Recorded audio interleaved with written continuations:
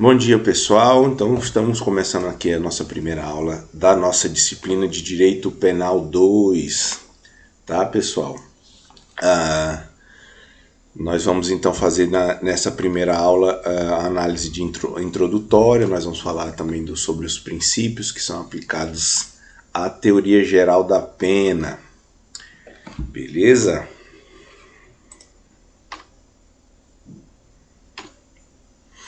Então vamos lá, olha, o nosso conteúdo programático eu dividi aí em 6 encontros, tá?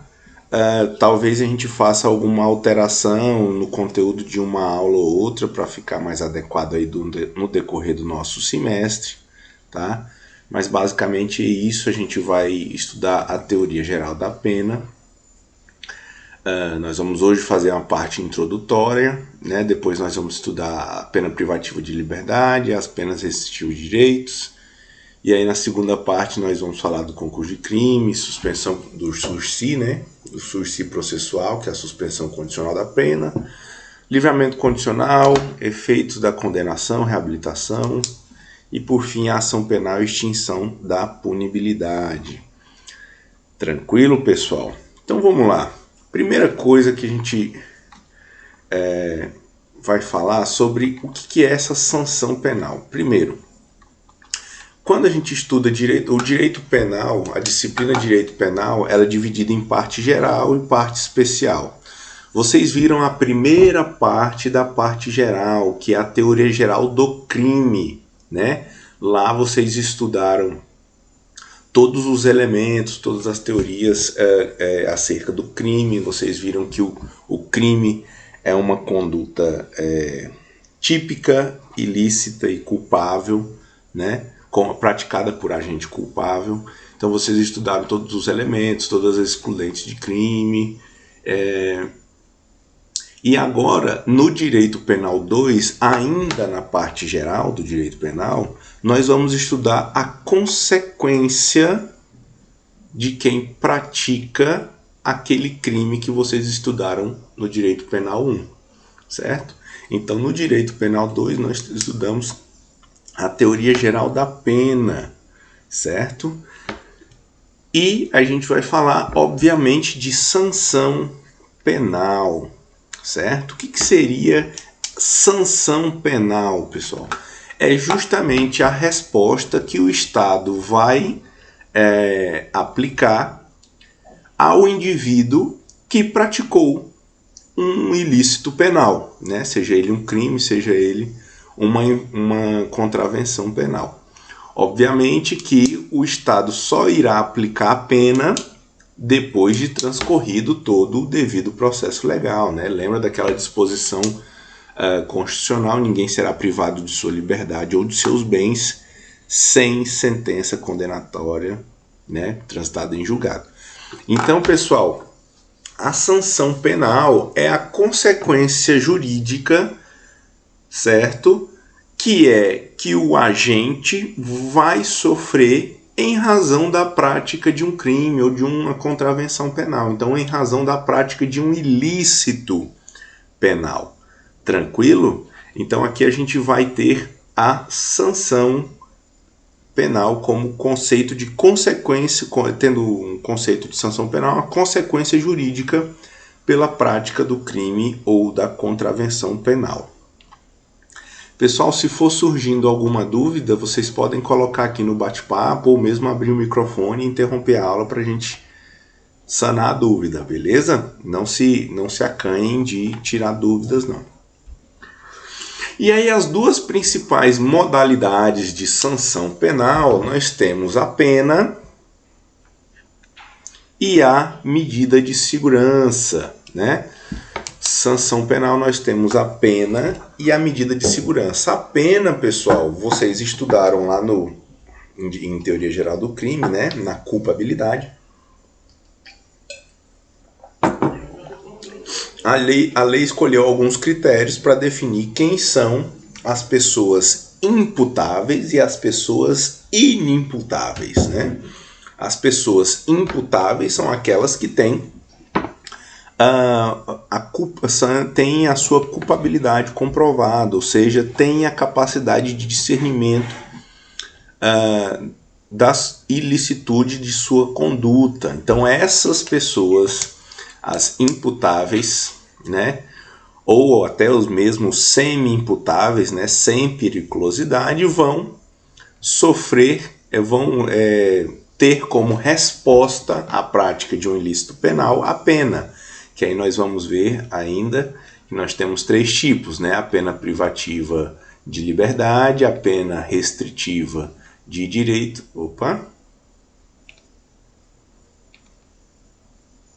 Professor, Oi. desculpa, é porque o senhor falou que ia gravar a aula, Sim.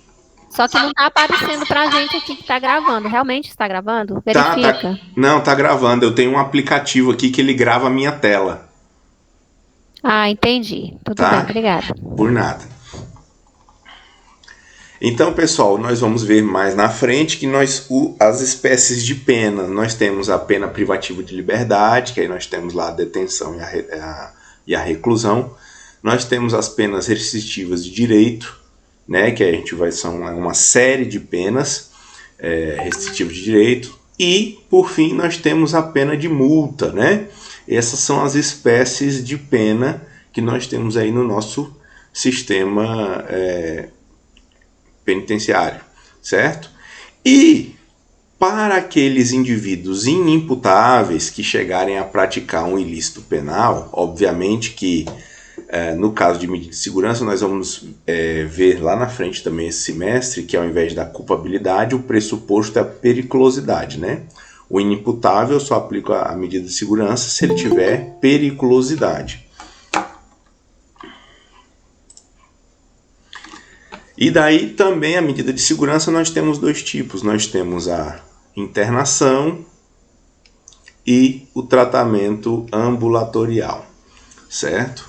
Tranquilo? Mas nós vamos estudar com mais profundidade todos os tipos de pena e as medidas de segurança. Tranquilo?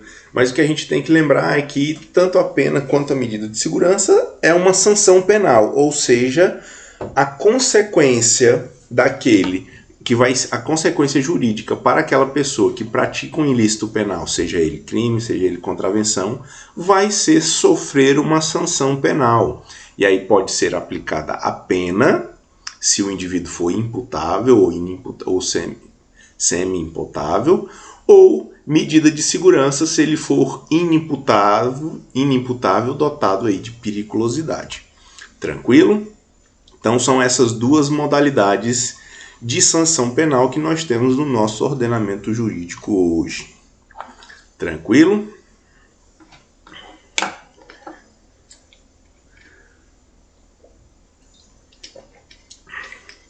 Então, olha só, o que seria o conceito de pena, né? Pena é uma espécie de sanção penal, né? A gente pega a sanção penal como gênero e a pena vai ser a espécie de sanção penal. Então é justamente essa resposta dada por uma sociedade ao indivíduo que pratica um ilícito penal, né? Toda sociedade, a partir do momento que o indivíduo percebeu-se como um ser social, nós, seres humanos, percebemos como seres sociáveis, né, que dependem da interação social, a gente entendeu que essa sociedade, essa comunidade, só iria conseguir evoluir e ter segurança e, de certa forma, harmonia, se essa sociedade seguisse um determinado código de conduta, né? E em algumas situações, essa sociedade entendeu que algumas condutas deveriam ter uma atenção especial, porque elas influenciariam em princípios muito basilares dessa sociedade, muito importantes. Então, a proteção à vida, a proteção ao patrimônio.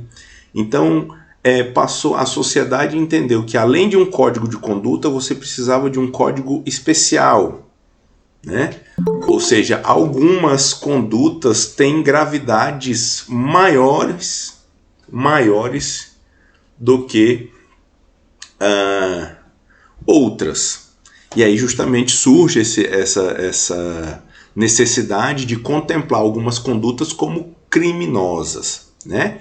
E justamente a reação que essa sociedade dá, ou seja, a aplicação, a consequência para aquele que pratica o crime, é justamente aí a pena que esse sujeito vai estar, que o agente vai estar sujeito de aplicação pelo Estado. Tá? Então, olha só, pena é a reação de uma sociedade através do ius puniendi. O ius puniendi é o direito de punir do Estado, né? A sociedade vai punir o indivíduo através do Estado, é uma atividade estatal, né? Então, é essa resposta dada àquela pessoa que pratica um ilícito penal, seja ele um crime ou uma contravenção. Tranquilo? E aí nós temos algumas finalidades da pena. Qual que seria o objetivo quando o Estado, a sociedade, por meio do Estado, aplica uma pena no indivíduo que cometeu um ilícito penal? Então, a primeira finalidade discutida em direito penal foi a finalidade retributiva, né, proveniente da teoria absoluta ou da retribuição. Olha só, pessoal, justamente como eu comentei com vocês agora há pouco, o indivíduo que pratica um crime, o indivíduo que pratica um ilícito penal, ele está atacando o modo de viver daquela sociedade.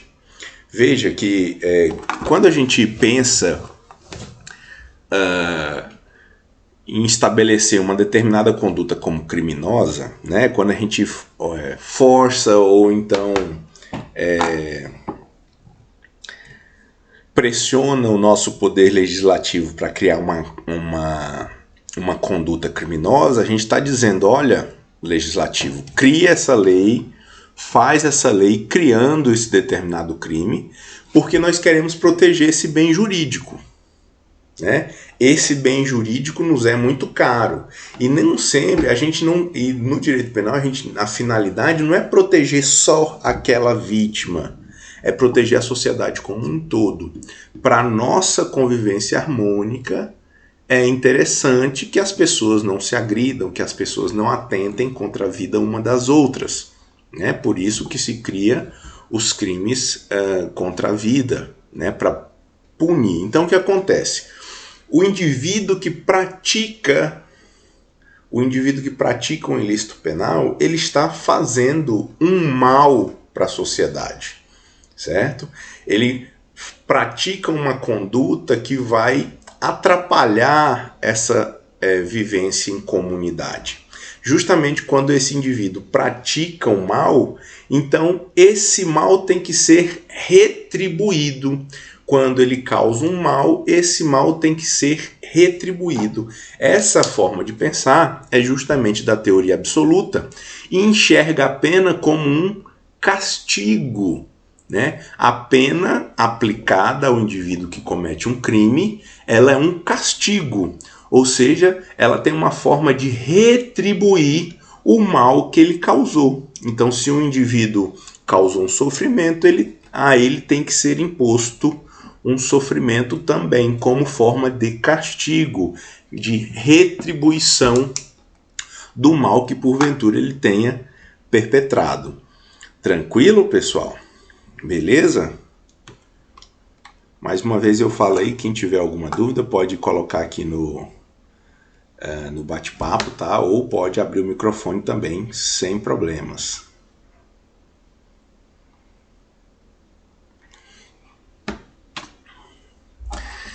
E aí surge a teoria relativa ou teoria da prevenção, que fala, a intenção da pena, a finalidade da pena não vai ser retribuir o mal, certo? Não é essa a finalidade da pena.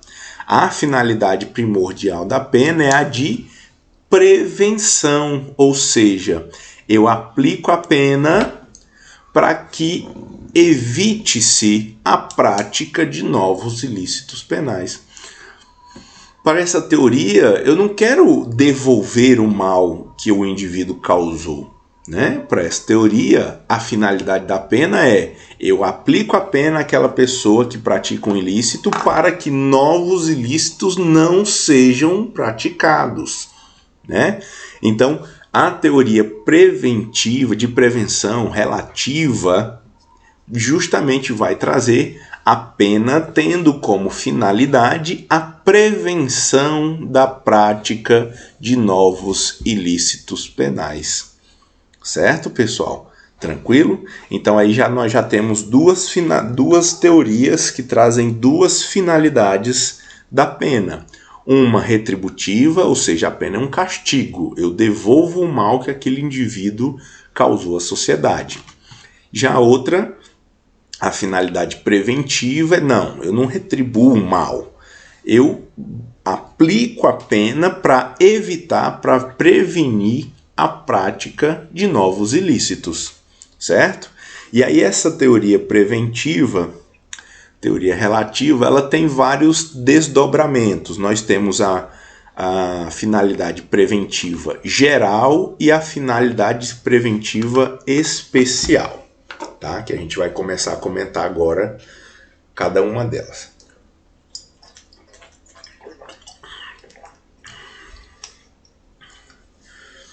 A finalidade preventiva geral, pessoal, o destinatário dessa prevenção é o coletivo social. Então, olha só, para essa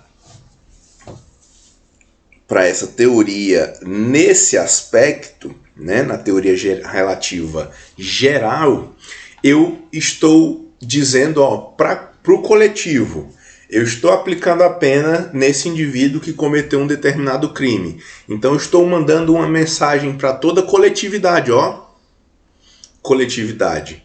Nós temos que prevenir essa conduta, certo? Nós não podemos deixar que essa conduta seja impune. Então, a preventiva geral, o destinatário dessa prevenção é toda a coletividade.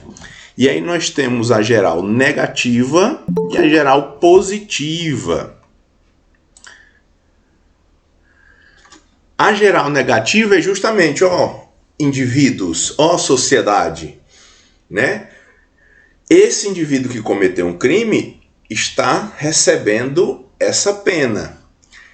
Caso qualquer um de vocês pratique um crime também, vocês também irão receber pena parecida. Então, eu tenho uma função, uma finalidade preventiva geral negativa.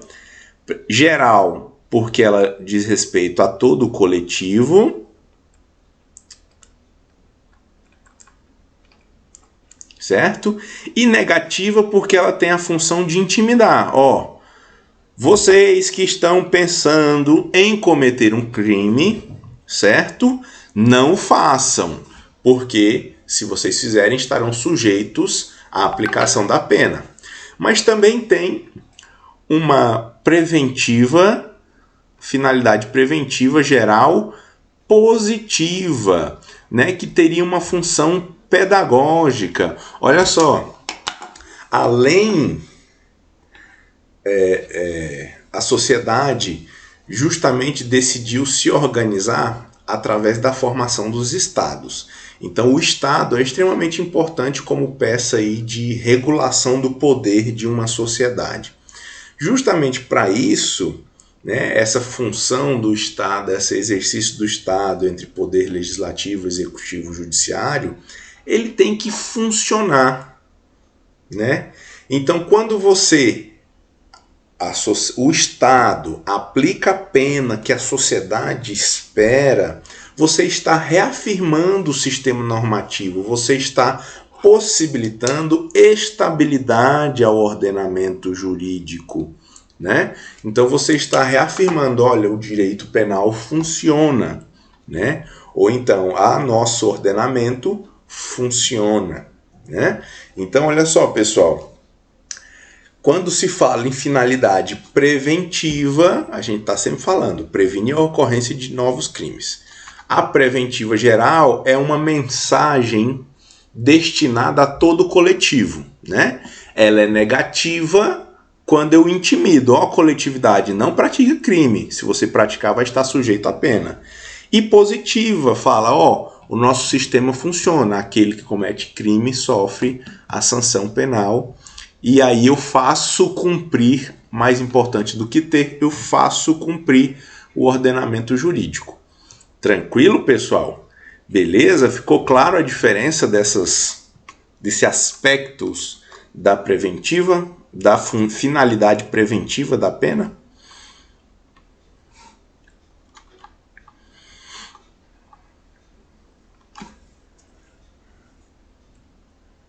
Então vamos dar sequência. Já a finalidade preventiva da pena ainda tem um outro aspecto, que é um aspecto especial.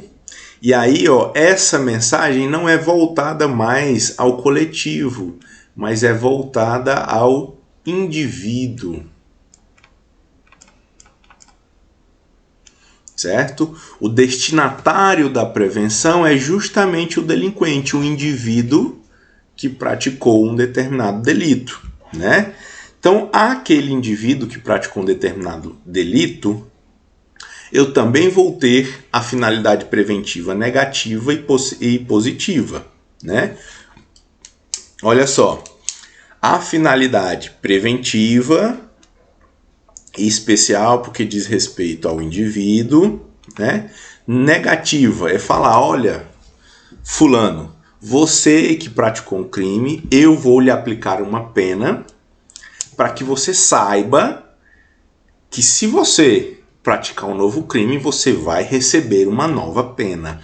Então veja, eu aqui intimido o autor do delito que praticou um delito, né?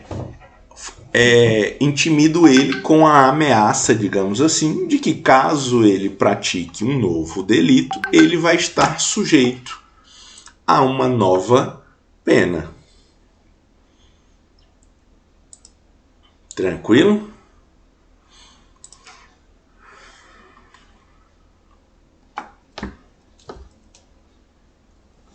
Já a finalidade preventiva especial positiva é justamente a função pedagógica. Mas o que seria a função pedagógica para o indivíduo? É a sua ressocialização. Então, olha só, quando eu falo de finalidade preventiva especial positiva, eu estou preocupado com essa pessoa que praticou um ilícito penal, que ele vai voltar para a sociedade, né? Então, para que ele volte, ele tem que estar preparado para voltar, né? Ele precisa ter se ressocializado e entendido a importância aí da vida em comunidade, né? E a importância também justamente de não se praticar os delitos. Tranquilo, pessoal? Então, olha só, toda vez que a gente falar de finalidade preventiva da pena, nós vamos ter sempre esses dois aspectos, o geral, voltado à coletividade, e o especial, voltado ao indivíduo, né? A finalidade preventiva geral, ela pode ser negativa, com a intimidação de todas aquelas outras pessoas, né? Da coletividade, e pedagógica, né? Reforçando a importância aí, e a força normativa do ordenamento jurídico. Já a preventiva especial, voltada ao indivíduo, ela vai ser negativa quando você, né, intimida o autor para a prática de novos delitos, e positiva porque você permite a ressocialização desse indivíduo para que ele volte ao convívio social e não mais pratique novos delitos. Tranquilo, pessoal? Então, aí, voltando um pouco. Nós temos a finalidade, uma teoria absoluta que entende que a pena é basicamente um castigo. Então é a retribuição de um mal causado por aquela pessoa que cometeu um ilícito penal, ela fez um mal para a sociedade, por isso ela merece receber um castigo. A preventiva, justamente não tem que se retribuir mal nenhum. A preocupação deve ser com a prevenção de novos ilícitos penais, né? E aí nós vimos que a finalidade preventiva tem esses aspectos, geral, especial e ambos, negativo e positivo, certo? E aí, pessoal, o nosso ordenamento jurídico adotou uma teoria mista. O que significa dizer isso? Significa que para o ordenamento jurídico brasileiro, a pena tem tanto caráter retributivo quanto caráter preventivo. Então, olha só, para o nosso ordenamento jurídico, a pena tem tanto a finalidade de retribuir o mal causado, ou seja, de ser mesmo um castigo, como também tem a finalidade de prevenir a prática de novas infrações, de novos crimes, certo? Então, aqui, para o nosso ordenamento jurídico, foi adotada a teoria mista. Então a pena tem essas duas finalidades, certo? De retribuição e de prevenção. Tranquilo? Olha só o que diz o nosso artigo 59. É um exemplo só de dispositivo legal aí que a gente pode extrair a adoção da teoria mista, tá? Olha só o que diz o artigo 59, nós vamos estudar ele quando a gente estiver falando de aplicação da pena, tá?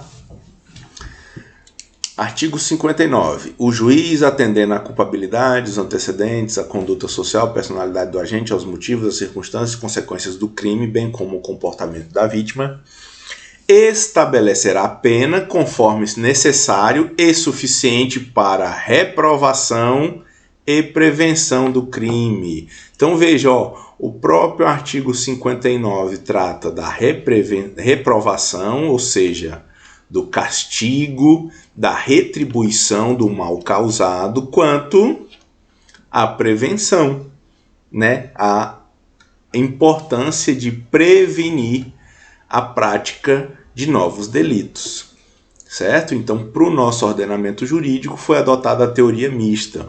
Tem outro exemplo aqui de um artigo também, a Lei de Execuções Penais, a Lei 7.210 de 84, né? O artigo 10 fala o seguinte, a assistência ao preso e ao internado é dever do Estado, objetivando prevenir o crime e orientar o retorno à convivência em sociedade, né? Aqui traz o aspecto da finalidade preventiva da pena, né? Então a gente tem aqui o 52 que expressamente traz a teoria mista e o artigo 10 lá da Lei de Execuções Penais que vai expressar aí a finalidade preventiva, né? Tranquilo, pessoal? Alguma dúvida com relação às finalidades da pena?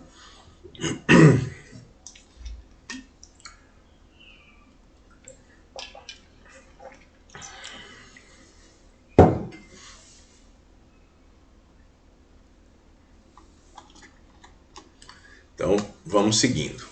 Olha só, a doutrina vai trazer para a gente a diferença entre fundamento e finalidade, né? Em alguns pontos, eles vão se confundir, porque a gente vai falar de retribuição e de prevenção, né? Mas, enfim, o que é um fundamento? Fundamento é o motivo, né? Finalidade é o objetivo, né? Então, olha só, Mas muitas vezes o objetivo é o nosso motivo de aplicação. Então não se preocupem, lá na doutrina é um pouco confuso a diferença de finalidade e fundamento da pena, certo? Mas a doutrina traz essa diferenciação e a gente vai estudar ela aqui, né? Então olha só, finalidade, como a gente viu, é o objetivo. Para que eu aplico pena? Nós já vimos que no ordenamento jurídico, no ordenamento jurídico brasileiro, a gente aplica a pena para retribuir o mal e para prevenir o crime, né? Agora, quais são os fundamentos da pena? Ou seja, por que se aplica pena, né? E aí nós temos algumas... Deixa eu só fazer uma correção aqui.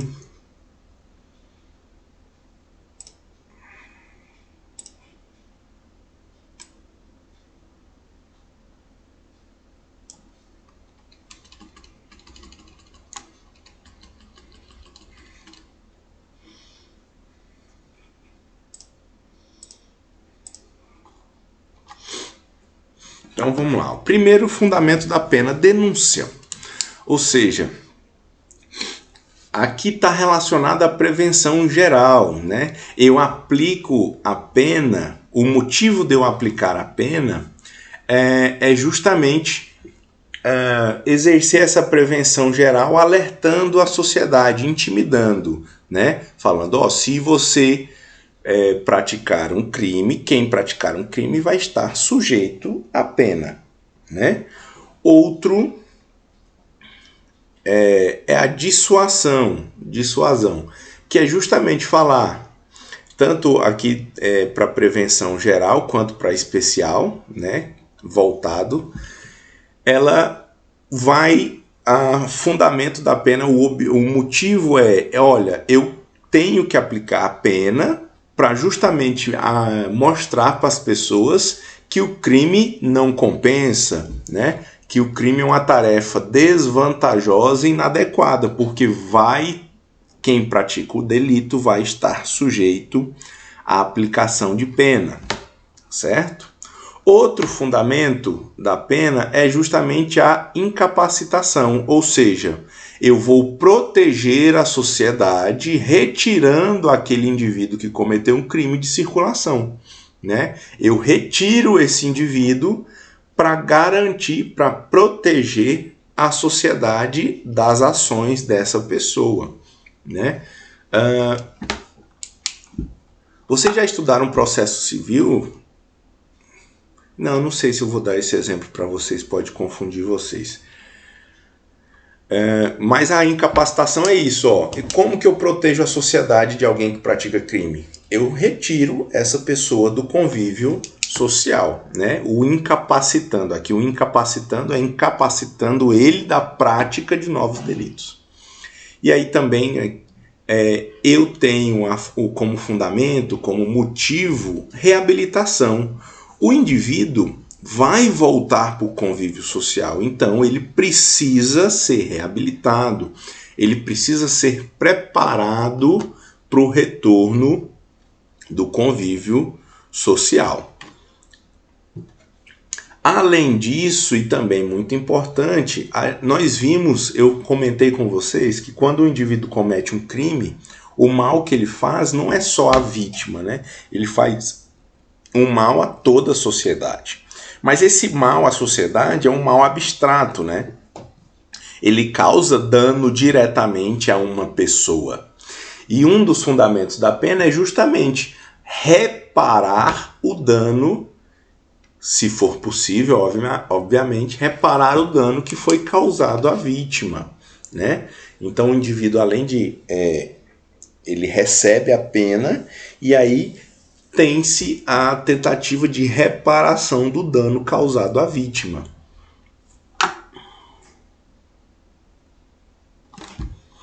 E por fim, a retribuição aqui, que é parecido com a finalidade. Veja, de novo, fundamentos e finalidades da pena é muito confuso na doutrina, não tem um doutrinador que explica, eles acabam se confundindo. Você vê que lá na denúncia da dissuasão a gente traz elementos da finalidade preventiva.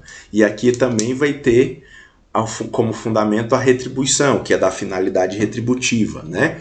Que eu aplico justamente uma pena proporcional e correspondente àquela infração que ele se envolveu, certo? Então eu retribuo aqui, a retribuição da pena ela vai ser equivalente ou proporcional ao delito que o indivíduo cometeu. Tranquilo, pessoal? Eu trago esses fundamentos e finalidades porque a doutrina faz essa diferenciação. Mas, de novo, se você analisar, muitos pontos colocados aqui como fundamentos da pena, na verdade, se confundem com a finalidade dentro daqueles aspectos que a gente viu. Tanto a finalidade geral, finalidade retributiva e a finalidade preventiva. Tranquilo, pessoal? Se surgir alguma dúvida, tá? Abram aí o áudio ou mandem a pergunta aí no bate-papo. E aí surgem algumas teorias da pena que são interessantes, que a gente cabe o nosso estudo e a nossa observação. Primeiro que nós temos algumas teorias extremas, pessoal, né? Quanto no que diz respeito à aplicação de pena. A primeira delas, nós temos o abolicionismo penal, né? Guilherme de Souza Nutti vai trazer um conceito interessante para a gente do que é abolicionismo penal.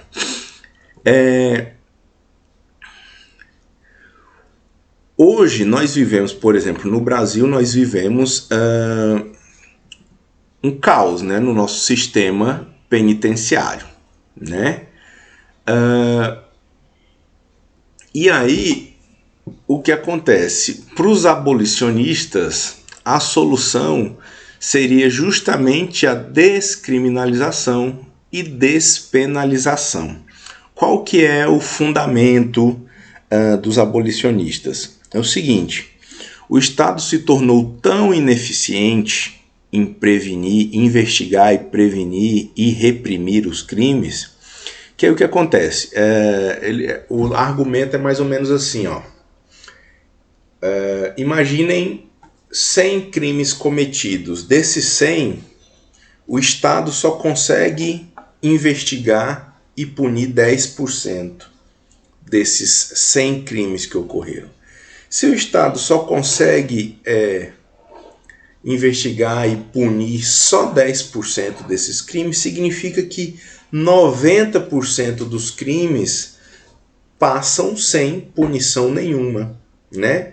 Então, para os abolicionistas, se a sociedade consegue absorver, de certa forma, a maioria dos crimes, ela conseguiria absorver também essa menor quantidade, que seria o que é investigado, né? Então, olha só, claro que a despenalização e descriminalização de algumas condutas ou crimes de menor potencial ofensivo e etc.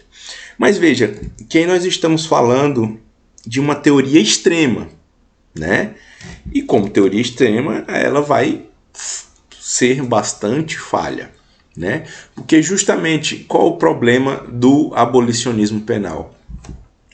Ela pode funcionar até em outras realidades, mas no nosso caso não funciona, né? Porque muito embora a nossa sociedade absorva boa parte desses crimes, de fato, mas não é de forma gratuita. Existe um sofrimento, né, imposto à sociedade na absorção desses crimes, né, na aceitação desse número grande de crimes sem solução, né, de crimes sem a pena aplicada.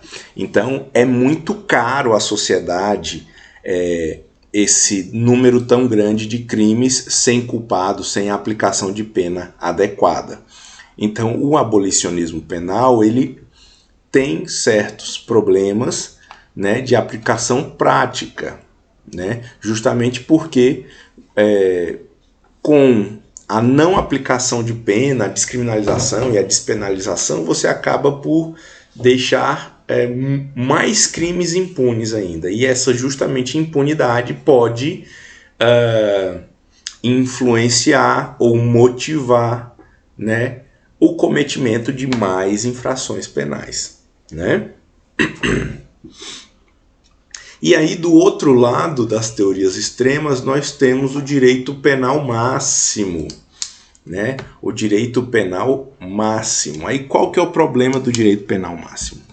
Vamos lá. Primeiro, o que seria esse direito penal máximo? Para o direito penal máximo, o direito penal tinha que ser extremamente, o modelo deveria ser extremamente severo, né? E voltado para condenações bem severas, né? E aqui para o direito penal máximo, eu até poderia passar sobre algumas regras, né? Para que seria o indúbio pro societar, né? Se eu tiver na dúvida, é melhor tirar um possível suspeito do convívio da sociedade do que deixar um criminoso solto, né? Então aqui eu prenderia praticamente todo mundo suspeito, encarceraria praticamente todo mundo suspeito de algum cometimento do crime, porque a garantia e a proteção à sociedade estaria em primeiro lugar, né? Então, assim, aqui teria uma tolerância zero com a prática de crimes. Justamente como todas as teorias extremas, né? Assim como lá no abolicionismo, aqui vai ter um problema, né? Que é justamente as injustiças que iriam ser cometidas pelo Estado, né, ao passar por cima de certas garantias, né, de certos direitos individuais em prol aí da proteção de uma sociedade, né? Então esse direito penal máximo também não seria razoável dentro da nossa sociedade, justamente porque iria se cometer vários abusos e inclusive sacrificando alguns inocentes em prol aí dessa proteção. E por fim, nós teríamos aí o garantismo penal, que justamente ela seria não uma teoria extrema, ela seria justamente uma nova forma de pensar o direito, né, que parte justamente do controle da atuação do Estado. O garantismo penal nada mais é do que controle da conduta do Estado. Então, o Estado pode punir? Pode. Deve punir aquelas pessoas que praticam um delito. Mas para punir, o Estado deve agir conforme a lei. Então, a lei vai ser o instrumento que vai balizar, que vai orientar a atuação do Estado. Então, o Estado não pode extrapolar esses limites com a finalidade lá de punir o indivíduo, certo? O Estado deve sim obedecer à estrita legalidade, né? A estrita legalidade. Então, os limites impostos ao Estado pela lei, justamente para proteger direitos e garantias individuais, né, deve ser respeitado, porque também não é viável, você também não vai trazer harmonia à sociedade aplicando a lei penal, sacrificando direitos individuais, né? Justamente quando o Estado passa a fazer esse tipo de atitude, ele passa a ser um Estado autoritário, né? E aí você acaba sendo um mal para a sociedade também, assim como o indivíduo que comete o delito, certo? Então, para o garantismo penal, pessoal, nós temos que ter um modelo normativo em que o Estado, a atuação do Estado deve observância às balizas, aos limites impostos pela legislação. Tranquilo? Ele não pode agir fora dessas balizas. Tranquilo, pessoal?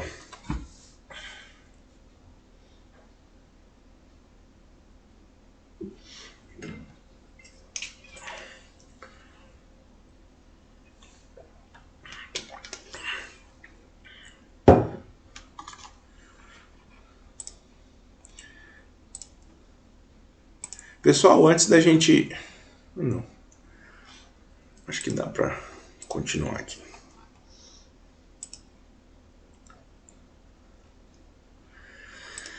Vamos lá, pessoal. Agora falar um pouco dos princípios, alguns princípios que vão ter aplicação aí. Vocês já devem ter estudado alguns deles, né? Mas eles têm aplicação específica também na teoria geral da pena. Então a gente vai relembrar de alguns e falar de alguns outros, né?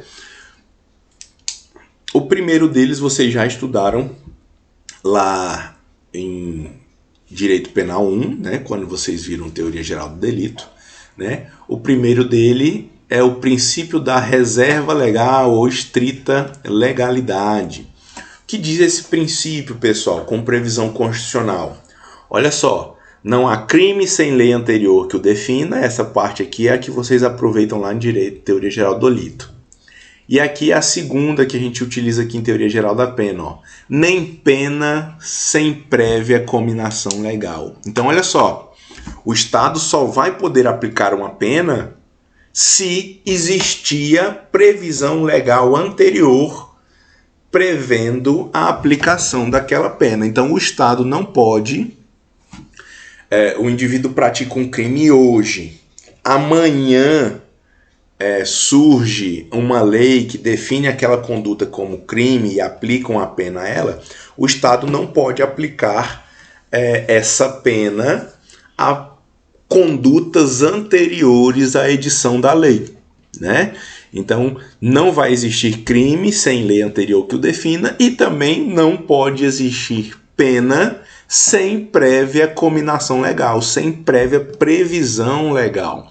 Então, só existe pena com previsão legal prévia, né? E aí, justamente em razão dessa prévia, nós temos um princípio da anterioridade. Então, ó, princípio da reserva legal não tem pena sem previsão legal, né? E essa previsão legal tem que ser prévia. Então, princípio da anterioridade, né? A previsão legal, a aplicação de pena de uma determinada conduta tem que ser antes da prática daquela conduta, né? Se a previsão vier somente depois, aquela conduta não vai estar sujeita à sanção penal. Tranquilo? Aqui a gente está só revisando esses dois princípios, vocês já estudaram lá, muito provavelmente lá em Constitucional, quando vocês verem direitos fundamentais, e também no direito penal, na teoria geral do delito. Próximos dois princípios, de novo, tá, pessoal? Se tiver alguma dúvida, pode interromper aí o bate-papo ou então abrir o microfone, tá?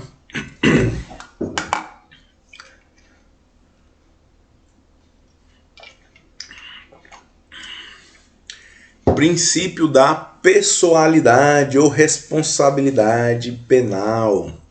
Olha só o que diz o artigo 5º, inciso 45 da Constituição. Nenhuma pena passará da pessoa do condenado, podendo a obrigação de reparar o dano, a decretação de perdimento de seus bens ser, nos termos da lei, estendida aos sucessores e contra eles executados até o limite do valor do patrimônio transferido. Então vamos lá, pessoal. Regrinha básica de diferença de responsabilidade penal para responsabilidade civil. Responsabilidade penal é pessoal. Só a pessoa que cometeu o crime vai estar sujeito ao recebimento da pena, à imposição de pena. É a pessoa do condenado que sofre as consequências da prática do ilícito penal. Já na responsabilidade civil, a responsabilidade é patrimonial. Não é a pessoa que sofre, é o seu patrimônio, tá? Então, olha só, no direito penal, a responsabilidade é pessoal, né? A pena vai ser imposta à pessoa do condenado, né? A pessoa que praticou o determinado delito. Obviamente, existem algumas sanções penais, né, que elas têm repercussão patrimonial, né? Então, o indivíduo que vai pagar multa, né, tem a pena de multa, aí é obviamente que o patrimônio dele que vai ser afetado, né? A obrigação de reparar o dano, que também pode estar lá na sentença penal, obviamente vai atingir o patrimônio, né? Outro efeito da pena, que é justamente a decretação do perdimento de bens, também vai atingir o patrimônio, né? Mas a pena atinge a pessoa do condenado. Então, por isso que a responsabilidade penal, ela é uma responsabilidade pessoal. Então, eu vou impor a pena à pessoa do condenado. Tranquilo? Princípio da inderrogabilidade ou inevitabilidade. Esse aqui, pessoal, é uma decorrência do princípio da reserva legal, né? Do princípio da legalidade. Uma vez que o indivíduo são preenchidos os requisitos para condenação, é obrigação do Estado aplicar a pena, certo? O Estado não pode escolher para quem ele vai aplicar pena ou não, né? Se já passou pelo devido processo legal e chegou a uma condenação, aqueles indivíduos que foram condenados devem obrigatoriamente estar sujeitos à aplicação da pena, né? Não cabe aí ao Estado escolher ou deixar de aplicar a pena. Tranquilo? Princípio da intervenção mínima. Olha só, pessoal. A pena é a última ratio, né? A pena é a última ratio. Só faz sentido uma determinada, para o direito penal, funciona da seguinte maneira. Como eu disse para vocês lá no início, nenhuma sociedade consegue viver em harmonia sem um código de conduta, né? Toda sociedade, toda vivência em comunidade tem código de conduta. Existem alguns bens que aquela sociedade ou aquela comunidade coloca como prioridade, como preservação da vida, etc. Veja que aquelas são só os bens mais preciosos daquela sociedade. Só vai ser necessário colocar como estabelecer crimes para proteger aquele bem se os outros ramos do direito não forem suficientes, ou seja, se não foi possível com outras medidas jurídicas, né, prevenir que aquele mal ocorresse, né? Então, o direito penal é a última ratio, é a última coisa que se deve pensar quando se trata de convivência social. Então, eu só vou estabelecer crimes quando aquelas condutas forem seriamente graves. Então, a pena é a mesma coisa. A pena só vai ser legítima, né, nos casos em que eu tenha aí um bem jurídico penalmente reconhecido, né? Não adianta eu aplicar pena para proteger um bem que não é relevante penalmente, né? Obviamente que no nosso caso, se É por isso que a pena só é aplicada né, aquelas condutas especificamente definidas assim na lei. Né? Então essa última ratio a gente pode entender aí como, né, uma decorrência lá do princípio da legalidade também, que é justamente só vai ter necessidade, só vai ser necessária a aplicação de pena aquelas condutas lá previstas como ilícitos penais, como crimes ou contravenções. Tranquilo? Princípio da humanização das penas. Veja, por mais que a finalidade adotada pelo nosso ordenamento jurídico seja de prevenir, mas também de retribuir o mal, não significa que aqui a gente está adotando a lei de Talião, olho por olho, dente por dente. Não. Né? Muito embora as penas tenham como finalidade a retribuição do mal causado, essa retribuição do mal deve ser feita considerando que esse indivíduo também é um ser humano, né? E a eles, então, aos presos, né, às pessoas condenadas que estão cumprindo pena, o Estado deve respeitar a sua integridade física e moral, né?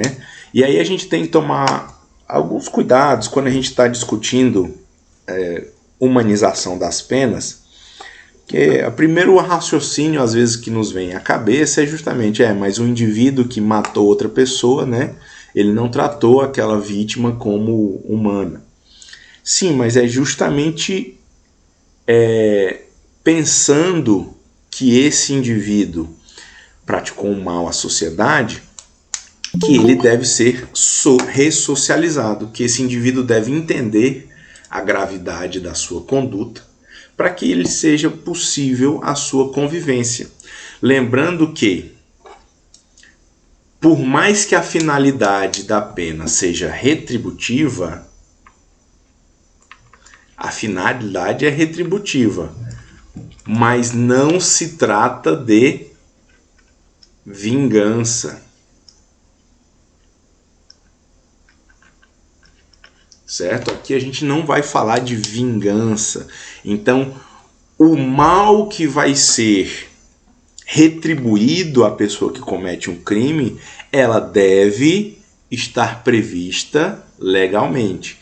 E justamente por isso o nosso Estado entendeu, né, a nossa Constituição entendeu que esse mal deve respeitar a integridade física e moral, né? Então o indivíduo não pode sofrer castigos físicos, né, nem impor a ele sofrimento moral, né, de humilhação, etc. Por mais que a aplicação da pena por si só já seja bem sofrível, né?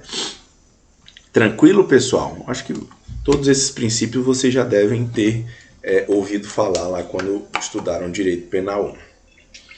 Princípio da proporcionalidade.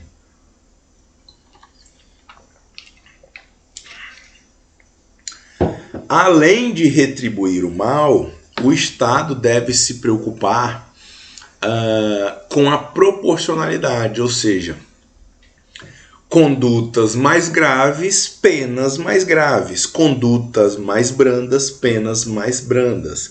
Então, tanto na atividade do legislador, como na atividade do magistrado, deve se orientar pela proporcionalidade. Então, o legislador, ao fixar lá os limites de pena mínimo e máximo, ele deve analisar dentro do contexto a proporcionalidade. Se essa conduta é mais grave do que outras, ela tem que ter uma pena mais severa. Se essa conduta é mais branda, ela tem que ter penas mais suaves, né? Da mesma forma, o magistrado, ao analisar, ao aplicar a pena, fazer a dosimetria, que nós também vamos estudar nesse semestre, ele tem que justamente dentro daqueles limites, aplicar a pena de forma proporcional à conduta que foi praticada. E aí nós vamos ver que o magistrado não faz nenhuma aplicação subjetiva, né? A gente tem critérios objetivos que o magistrado tem que fundamentar quando ele estiver fazendo a dosimetria da pena, né? Então não é só porque o magistrado achou que essa conduta foi grave que a pena vai ser maior. Não, tem critérios objetivos que o magistrado deve fundamentar para aplicar uma pena mais grave ou mais suave. Princípio da individualização da pena. Aí aqui é uma decorrência também da proporcionalidade. Olha só, principalmente quando a gente fala aqui de crimes em coautoria, né? Quando você tem a prática de um mesmo crime por mais de um indivíduo em coautoria. Por mais que eles tenham praticado o mesmo crime, eles tiveram condutas diferentes. Se eles tiveram condutas diferentes, a pena, obviamente, deve levar em consideração essa diferença. E também nós vamos ver que a aplicação da pena leva em conta características que são individuais. Por exemplo, a reincidência. Se o indivíduo é primário ou não, isso é uma característica do indivíduo e não da conduta dele. Então, mas também é levado em consideração na hora de aplicação da pena, né? Então, a lei, ao regular a individualização da pena, ela tem que, e o juiz também, a gente tem que lembrar sempre que a pena, se ela não pode passar da pessoa do condenado, ela tem que ser individualizada, né? Ela tem que ser aplicada conforme a conduta praticada por aquele indivíduo. Tranquilo? Alguma dúvida com relação aos princípios?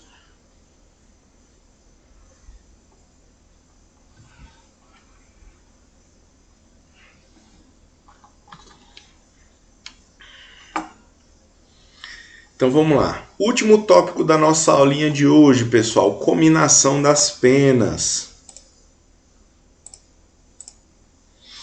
Como eu falei para vocês, nós temos alguns tipos de pena, né? E às vezes essas penas, essas espécies de penas têm formas diferentes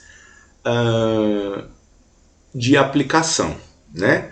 Então, por exemplo, às vezes um crime tem só um tipo de pena, o mesmo crime pode ter dois tipos de penas e aí eles podem ser alternativos ou cumulativos. Então, como assim, professor? Lembra que eu falei para vocês que nós temos três tipos de pena?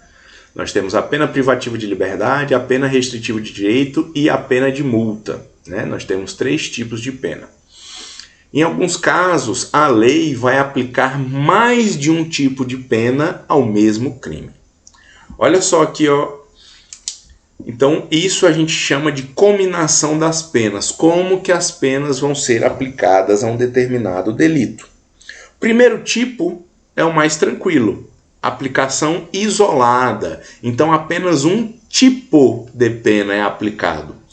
Exemplo que eu trouxe aqui, o artigo 121, o crime de homicídio, matar alguém. A única pena prevista é a pena de reclusão. Veja que aqui o legislador entendeu que não precisaria de outro tipo de pena, certo? Mas as penas também podem ser cumulativas, ou seja, o tipo penal vai prever a aplicação de duas penas em conjunto.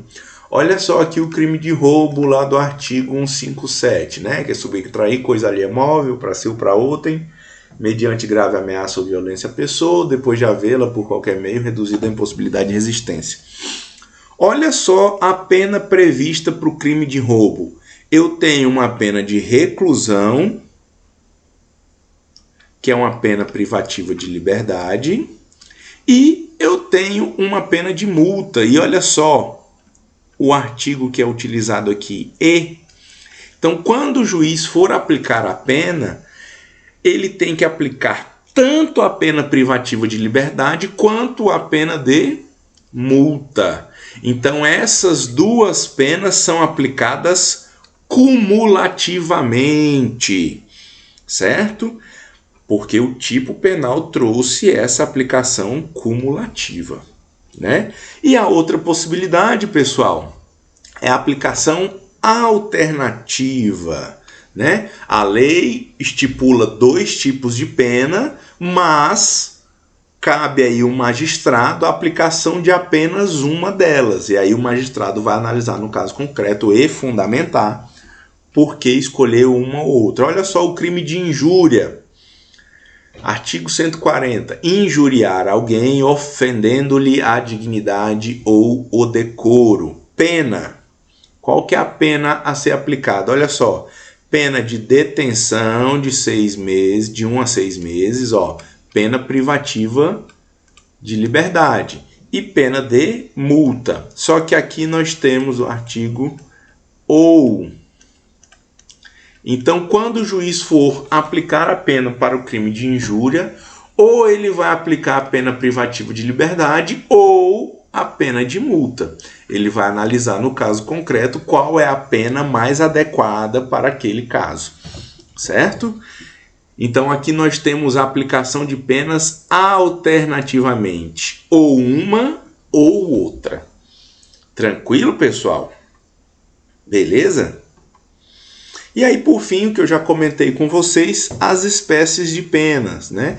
Nós temos penas privativas de liberdade, salvo engano é assunto da nossa próxima aula, penas restritivas de direito e penas de multa.